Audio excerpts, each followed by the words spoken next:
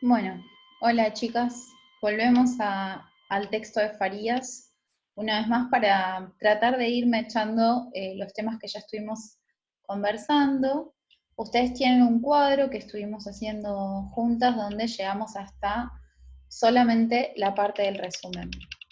Vamos a tratar de volver sobre las palabras claves, que son competencias profesionales, es decir, la formación de habilidades, formación del saber hacer para ser un trabajador, digamos, profesional en el área en la que estamos formándonos, ¿no? Pero esto tiene que ver con la formación en la educación superior, es decir, en terciarios o universidades. Luego, también es muy importante la palabra competencias o el concepto de competencias, no como la competencia entre dos personas o la competencia entre una teoría u otra teoría, sino competencias en el sentido de habilidades, es decir, la formación de capacidades, digamos, de hacer cosas, de competencias para hacer cosas, de habilidades. Quizás la palabra capacidades no es la más correcta, digamos, en realidad tiene que ver con la formación de habilidades. Y luego el pluralismo, es decir, la capacidad de salir del dogma, de salir de trabajar con una sola teoría o de atenernos a un solo tipo de teoría científica, eh, o no sé, por ejemplo, esto se va a entender mejor con los ejemplos, es la capacidad de utilizar diversos tipos de teorías, diversas aproximaciones teóricas a los problemas sin encerrarnos en ninguna. Por ejemplo, si queremos resolver un problema, sea el que sea, si queremos abordar una problemática para estudiarla, para analizarla, si nos encerramos en un solo método o en una sola escuela de pensamiento, por ejemplo el marxismo, no sé, lo estoy tirando como una idea, no va a ser completo el análisis. Puede ser que un montón de categorías del marxismo nos permitan hacer un análisis interesante sobre diversa problemática, pero bueno, siempre tenemos que tener esta apertura, digamos, a utilizar diversos recursos que nos presentan diversas teorías, diversas escuelas de pensamiento para abordar los problemas. Por eso la frase, no es tan importante la teoría, sino lo que se hace con ella, ¿no? Bien, el artículo tiene que ver con el rol que juega la epistemología en la formación profesional y disciplinaria. Habíamos dicho que la formación profesional tiene que ver con el saber hacer, es decir, con la formación de capacidades, de habilidades, de técnicas que nos permitan hacer un abordaje de las problemáticas con un pensamiento analítico, un pensamiento crítico, un pensamiento creativo, eh, bueno, y muchos más que se van a estar mencionando más adelante. Y luego la formación disciplinaria, que tiene que ver específicamente con aquella disciplina en la que nos estamos formando. En nuestro caso podría ser la educación. Entonces, nosotras como profesionales, como estudiantes universitarias, nos vamos a formar en estos dos, digamos, aspectos. En el aspecto profesional, es decir, en el saber hacer, y en el aspecto disciplinario, es decir, conociendo las teorías o los aportes o los estudios o las investigaciones en torno a la educación. Ahora bien, estamos hablando de un nuevo contexto de educación superior en donde aparece con fuerza la idea de una formación basada en competencias a través de la cual se exige articulación de los elementos cognitivos, procedimentales y actitudinales en la formación de las nuevas generaciones de profesionales en estos campos. Campos disciplinarios, es decir, la disciplina, por ejemplo, educación, historia, antropología, sociología. Ahora bien, nosotros debemos articular elementos cognitivos, es decir, formas de pensar, con elementos procedimentales, es decir, formas de hacer, y actitudinales, que tiene que ver con la forma de encarar, la forma de abordar el problema. Por ejemplo, un elemento cognitivo para pensar, no sé, el problema de, no sé, la educación eh, una educación excluyente, por ejemplo, ¿no? Una educación, por ejemplo, hay un problema en educación, pensemos, por ejemplo, personas egresadas de la secundaria que todavía no han incorporado elementos de investigación o que quizás todavía no tienen mucha experiencia en el abordaje teórico de ciertos textos, faltan algunas herramientas de lectura, entonces todo esto lo debe aportar la educación superior. Después, a nivel procedimental, bueno, justamente, ¿cómo escribimos? ¿Cómo planteamos una teoría, una hipótesis? ¿Qué método o cómo debemos utilizar el método para llegar a conclusiones, para presentar soluciones? Como por ejemplo, escribimos un paper, cómo escribimos un resumen, cómo citamos. Y por último, actitudinales, en este digamos, texto en específico, se va a hablar de una actitud pluralista. Es decir, ver más allá de los dogmas o de las tradiciones teóricas que tradicionalmente se utilizan para abordar problemáticas. Por ejemplo, en el caso de la epistemología, el texto va a hablar de la teoría cuantitativa y la teoría cualitativa, ¿no? Y la actitud que propone este autor es no encerrarse en ninguna. Lo que propone es que no utilicemos solo una o la otra, que no es necesario adherir solamente a los estudios cuantitativos o no es necesario adherir únicamente a los estudios cualitativos, sino que lo importante para esta formación, en esta formación que nosotros estamos teniendo, lo importante es tener una actitud pluralista, una perspectiva pluralista, es decir, ser capaz de tomar los recursos o las herramientas de distintas escuelas teóricas, de distintas tradiciones, que nos permitan abordar el problema de una mejor manera, es decir, resolverlo de una manera mejor. De este modo, sigue el texto, la necesidad de una formación epistemológica se ha de entender como un proceso que, más allá de los conocimientos propios y necesarios de este campo disciplinario, es decir, más allá de simplemente la teoría epistemológica, se la debe pensar como una unidad de aprendizaje que tributa, ayuda a generar formas de pensar. O sea, la educación superior no solo te está permitiendo aprender una teoría o varias teorías, sino que te propone, ¿no? La epistemología en este caso, propone generar formas de pensar, ¿no? Tales como pensar analítico, sintético, crítico, entre otros, así también como procedimientos que sirvan para el ejercicio profesional. Y acá viene el concepto de vigilancia epistemológica, lo cual se evidencia por medio de la vigilancia epistemológica. Bien, la vigilancia epistemológica se va a desarrollar después, pero tiene que ver con esta forma de trabajar que se está proponiendo. Finalmente, en el ámbito de las competencias actitudinales, es posible reconocer en la epistemología una contribución al pluralismo y la tolerancia propio de las sociedades contemporáneas. Es decir, el no encerrarse en una sola teoría, sino poder reconocer los aportes de distintas teorías, ¿no? Bien, esto lo habíamos trabajado bastante. Todas las teorías son legítimas, ninguna tiene importancia, lo que importa es lo que se hace con ellas.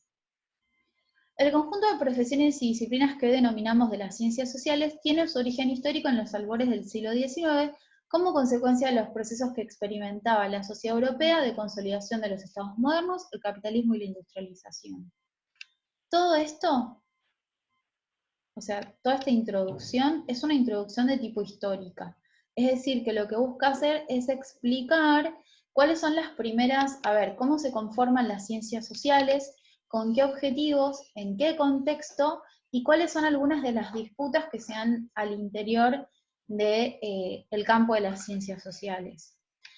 Como ya vimos, las ciencias sociales surgen de alguna manera para dar explicación a los problemas de la sociedad moderna, una sociedad industrializada, una sociedad capitalista, con nuevas problemáticas sociales, con nuevos actores, el surgimiento, por ejemplo, del proletariado, de la clase obrera, de los sindicatos, de nuevos movimientos políticos.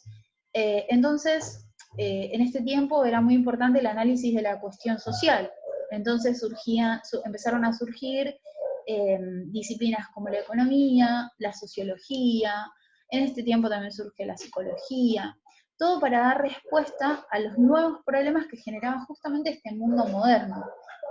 Ahora bien, estas ciencias en el momento de su formación, digamos, de su nacimiento, tienen que legitimarse frente o en contraste, digamos, con las ciencias naturales, que eran las ciencias positivas, con métodos empíricos, con métodos de contrastación, de experimentación, de formulación de leyes. Entonces, en un principio las ciencias sociales intentaron seguir este camino, ¿no? Esto limitó muchísimo el trabajo de las ciencias sociales, entonces empezaron a surgir distintas visiones. Entre ellas, bueno, las metodologías cuantitativas y cualitativas. Las cuantitativas, justamente lo que buscaban era, o sea, de alguna manera seguían el método de las ciencias naturales. Las cualitativas pensaban al hombre como parte de su medio. Es decir, mientras las ciencias cuantitativas ponían al hombre por encima del medio y de alguna manera convertían al medio social en un objeto que se podía estudiar, las cualitativas pensaban al hombre en su medio, es decir, que le daban importancia a la subjetividad del que pensaba, ¿no? Ahora bien, en la actualidad existen tímidos intentos por correlacionar ambos procedimientos, al menos en el plano teórico-epistemológico, debido al profundo arraigo de los paradigmas a la comunidad de investigadores sociales. Sin embargo, desde el plano de la investigación empírica, es posible entrever de modo más claro la unidad de dichos procedimientos o complementación de los paradigmas cualitativos y cuantitativos. La integración metodológica se aprecia con mayor claridad a través de la compatibilidad de métodos y técnicas en el proceso de investigación empírica, antes que en una integración de paradigmas. Sin embargo, al intentar buscar una justificación epistemológica a tal propuesta, es posible encontrarla en lo que se denomina pluralismo epistemológico de Feyerabend. Bien, ¿qué significa esto? O sea, de alguna manera, en las investigaciones teóricas epistemológicas, se empieza a querer, de alguna manera, correlacionar tanto, por ejemplo, la teoría cuantitativa con la cualitativa, y trabajar la una con la otra. Ahora bien, hay una propuesta, digamos, que integra esto y lo supera, que es la propuesta de Feyerabend, que es la del pluralismo epistemológico. En resumen, lo que va a decir Feyerabend es que no importa, no es tan importante la teoría a la que vos adherís. Lo importante es que resolver el problema. O sea, la teoría es importante si te ayuda a abordar mejor el problema que estás analizando. Si para el problema que estás analizando es más útil la teoría cuantitativa, excelente. Si para el problema que estás analizando es más útil la teoría cualitativa, también es bueno. Y si puedes usar las dos, también está bien, porque lo que importa no es tanto el dogma, sino la resolución del problema. Ahora, entendamos que no se trata solo, no estamos hablando solo del campo de la epistemología, más allá de que el texto sí lo hace. Podemos pensar esto para cualquier otra disciplina. Por ejemplo, si queremos hacer un análisis histórico, podemos tomar algunas categorías del marxismo, por ejemplo, pero también podemos tomar otras categorías, por ejemplo, de la historia conceptual. Si queremos hacer análisis de la educación, podemos tomar parte de la teoría, no sé, reproductivista de Bourdieu, pero también podemos tomar otros aportes con nuevas propuestas, con nuevas esperanzas, como puede ser de Paulo Freire, u otros autores que proponen quizás superar esta teoría de la reproducción y encontrar, por ejemplo, resistencias, subversiones y propuestas de parte de los estudiantes donde no se trata solamente de la imposición a la educación, sino de que haya un diálogo, ¿no? Por ejemplo, son formas de pensar. Entonces, uno puede ir tomando distintas teorías, distintas propuestas teóricas para abordar un problema, y está bien que cualquiera sea útil. Eso es pluralismo epistemológico, que uno sea capaz de utilizar diversos recursos de distintas disciplinas. De lo anterior, se desprende que la investigación no se encuentra limitada a estándares generales. O sea, no podemos limitar la investigación a metodologías, por ejemplo, en el caso de la epistemología, cualitativa, cuantitativa o a algún tipo de paradigma, sino más bien ha de responder con pertinencia de sus procedimientos a la situación, a fin de resolver con éxito el fenómeno o hecho que investigue. Esto es lo que estamos diciendo justamente. En síntesis, cuando la discusión parte desde la práctica de la investigación, la preeminencia de uno u otro paradigma se vuelve inútil. Pues la pertinencia de las estrategias metodológicas se resuelven en función de la pregunta: ¿cómo se resuelve de mejor manera el problema de estudio que se esté abordando? En consecuencia, el problema de los dogmatismos epistemológicos y metodológicos se desvanece y la epistemología recobra su función en la investigación social, que a nuestro modo de ver se encuentra en la vigilancia de la coherencia, lógica, validez y confiabilidad de los resultados obtenidos tras el proceso de investigación. De lo anteriormente señalado es que las ciencias sociales son llamadas disciplinas multiparadigmáticas. Es decir, en ciencias sociales, ya sea epistemología, ya sea sociología, antropología, historia, educación, filosofía, no se trata de tener un solo método. Justamente son multiparadigmáticas porque muchos paradigmas, muchas teorías pueden servir para analizar un problema. En consecuencia, cuando se sostiene, es decir, cuando el autor sostiene que la epistemología está al servicio de la investigación, significa no anteponer los dogmatismos. Acá está el concepto de vigilancia epistemológica. Vigilancia epistemológica, ahora vamos a ver qué es lo que significa específicamente, pero acá no se trata de yo voy a resolver este problema para probar mi punto, o para probar que la teoría que yo sostengo es la correcta. No voy a adaptar el problema a la teoría, sino la teoría al problema. Los estilos cognitivos o preferencias metodológicas en la práctica de la investigación empírica, sino realizar una vigilancia epistémica, en el sentido de un examen exhaustivo y permanente a las decisiones tomadas en el proceso de investigación o resolución del problema para el cual fue realizado el estudio. En otros términos, se trata de llevar a cabo una investigación epistemológicamente fundada, de tal modo que libere a los investigadores de los reduccionismos metodológicos y reconocer la multidimensionalidad de la realidad social. Es ahí donde la epistemología desempeña su papel procedimental, es decir, de procedimiento, de hacer, de saber hacer, y no en la mera justificación de las decisiones previamente adoptadas. Vigilancia epistemológica implica esto, implica que a medida que se va desarrollando la investigación, haya una constante vigilancia, un constante examen de las decisiones que estamos tomando para resolver ese problema, para llevar adelante esa investigación. O sea que no solo hagamos concienzudamente la investigación, sino que también estemos atentos a por qué utilizamos diversas teorías, distintos procedimientos para trabajar ese problema. No se trata solo de revisar el problema, sino de estar constantemente también revisando la forma en que investigamos. O sea, sería como una superposición de, de análisis, ¿no? O sea, el análisis del problema en sí y el análisis de el cómo resuelvo el problema. Tengo que pararme por encima como de esos dos niveles, digamos. Bajo el concepto de vigilancia epistemológica acuñada por Bachelard, así como por Canguilhem y Coiré en el contexto del espíritu científico de una época, se entiende por tal, es decir, por vigilancia epistemológica, la necesidad de corrección del conocimiento y ampliación de los esquemas de saber, dado que todo conocimiento posee su historia y esquemas variables en su proceso de construcción. Cada teoría, cada conocimiento se ha acuñado, se ha creado, se ha consolidado en un determinado contexto, con distintos intereses, con objetivos específicos, y por eso uno tiene que reconocer que es variable, que eso puede cambiar, y que eso muchas veces necesita cambiar. El otro día habíamos dado el ejemplo, o sea, por ejemplo, del análisis marxista para América Latina. Si uno quiere aplicar la forma estructural de entender la historia que tiene el marxismo históricamente y aplicarla a los procesos que ocurren en América Latina, puede quedar con algunos baches, puede quedar con algunas limitaciones. En cambio, si puedo utilizar categorías del marxismo y categorías de otras escuelas de pensamiento para pensar el problema de Latinoamérica, o de los conflictos que hay en Latinoamérica, entonces ahí estoy reconociendo que la realidad es multidimensional, que no se ciñe a un dogma, que no se ciñe a una estructura, digamos, teórica. Es imposible.